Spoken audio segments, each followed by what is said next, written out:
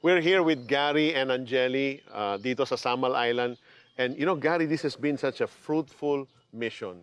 And people are just amazed. They can't believe you came here, you prayed for them, you performed for them, you sang for them, you held them. Lahat na ginawa nyo. And they're still siguro dreaming. Totoo ba to?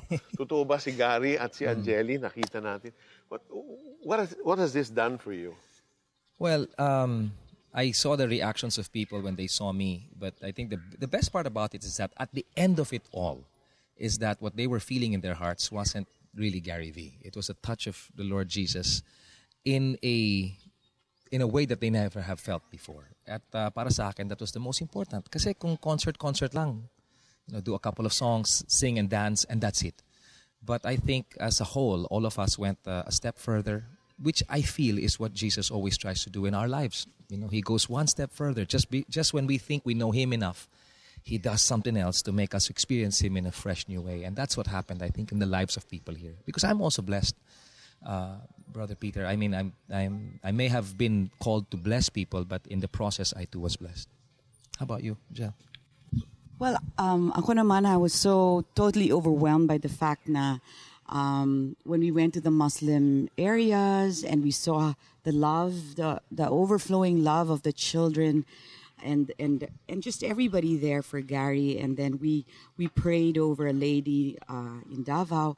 Tapos nahil yung si Lola Mimi and may arthritis siya. Tapos biglang she was jumping and all that. So, and you're part of that. What a privilege. Napakalaking blessing para sa amin. Talagang tamang-tama Operation Blessing kasi kami ni Gary na bless. And I'm part of Operation Blessing as a member of the board, but iba pa rin kung mag-asawa, magkasama. And you see that you're partnering for the kingdom of God. And as I was watching Gary running with all the fans, the little kids running all over the place, and yung naisip ko si Jesus when He was walking and Zacchaeus had to, look over, remember? Yes. Naisip ko yun kasi ang dami-daming mga bata, yung mga tsinelas na sisira-sira na doon. Pero I could see that there is something that we have to share to the world, and it's really the love of Christ. Because people will follow us wherever we go if we just show God's love.